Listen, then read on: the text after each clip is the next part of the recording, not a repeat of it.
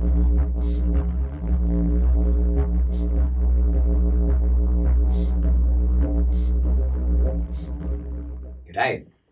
Last time I told you a pretty heavy-duty story about old Bert. It was called The Axe-Wielding Madman. Well, this story is going to be a lot softer. It's about a baby kangaroo, and it's called My Pal Joey.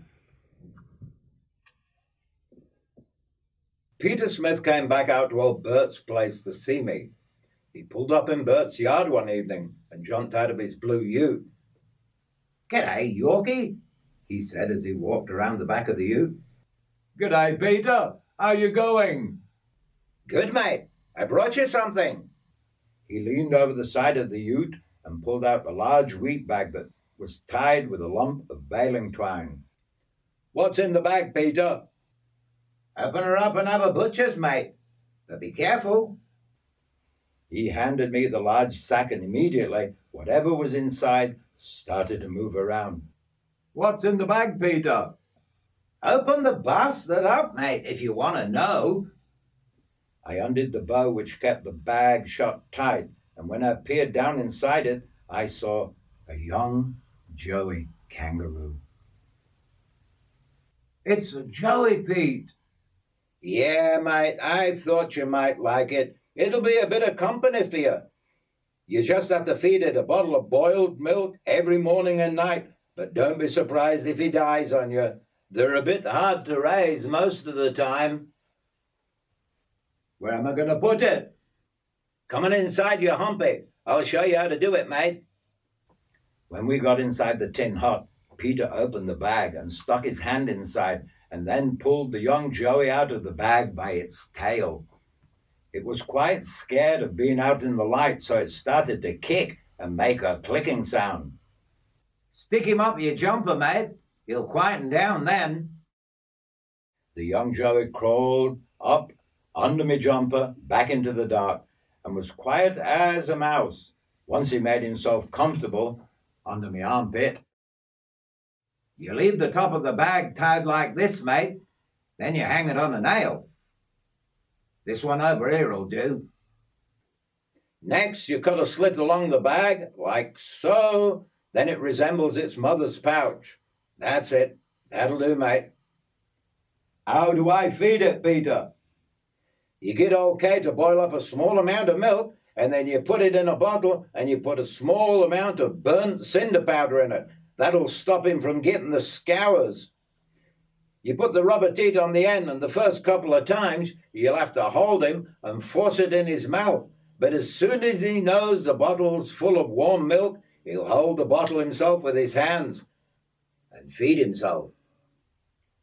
We'll go over and see old Kay. She used to have a pet root, but it got too big and cranky, so she let him go. She'd be glad to give you a hand looking after it. It'll remind her of the time she got her first pet roo sport," he said with a knowing cheeky wink. Pete was no mug. When Kay-Boo saw the Joey, she was more than happy to help, so old Bert couldn't say a word about it.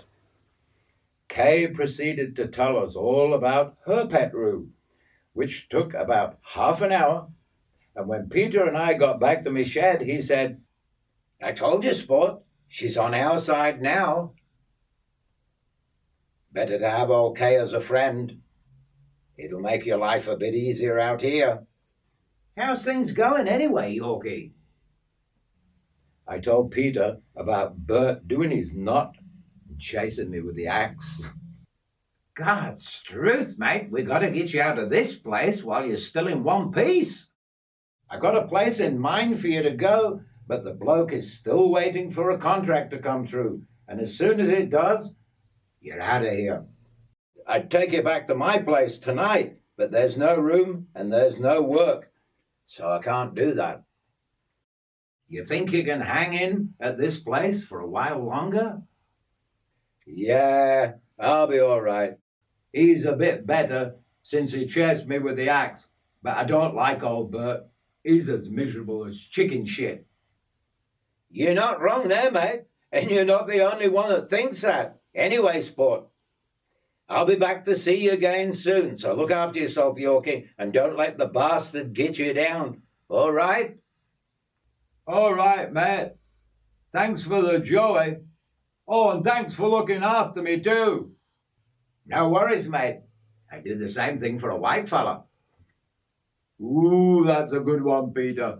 I'll save that one for old Bert one day and I'll run it on him. After Peter left, Mrs. Booth came over with a bottle of milk with a lamb's teat on the end of it. Do you want to see if he's hungry, Richard? Yeah, let's try him.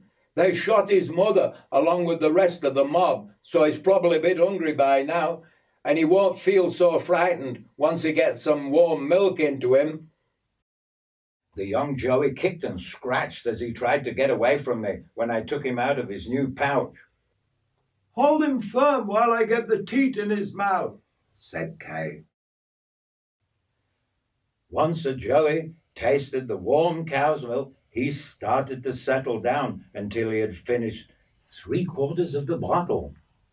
Then he pissed on me trousers and started to struggle again, so I put him back in the old wheat bag pouch.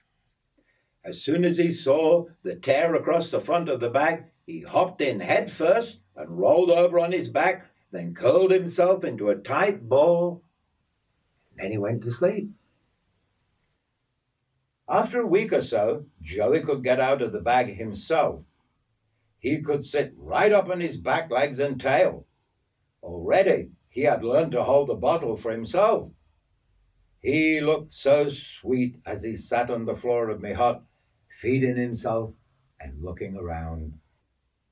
Sometimes at night, I put him in my bed, but one night he pissed all over the sheets, so sleeping in bed with me was now out of bounds.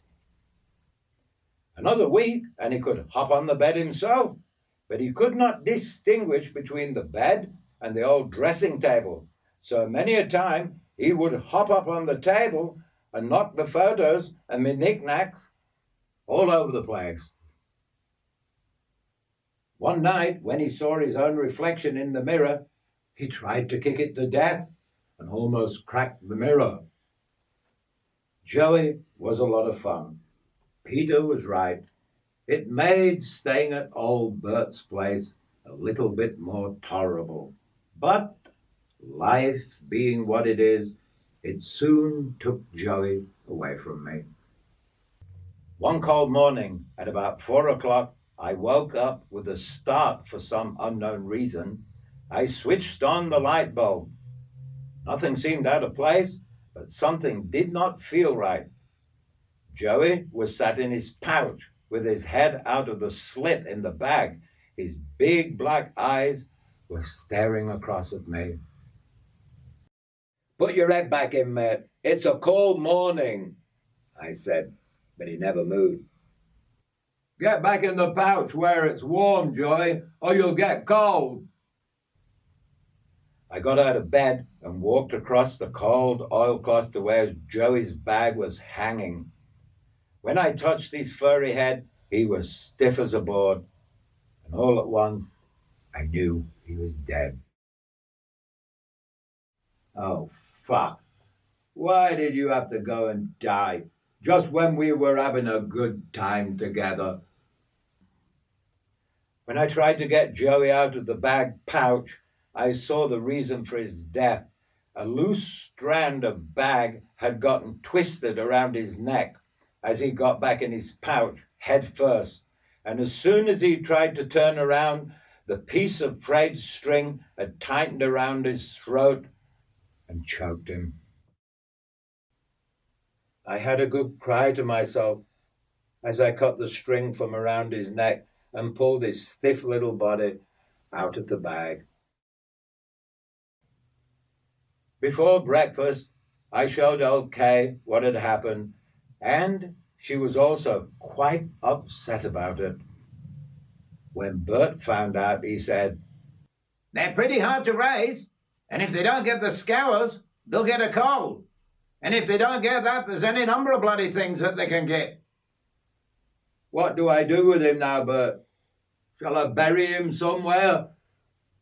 No, mate. Just chuck his body to the pigs. It's no good to him now, so the pigs may as well eat it. Everything has some use in the bush, mate. We'll all end up as tucker for something one of these days.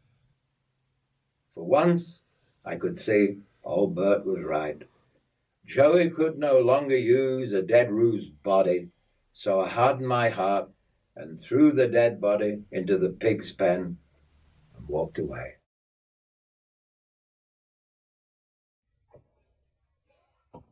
So that's the end of my little story about Joey. There will be more to come in the future.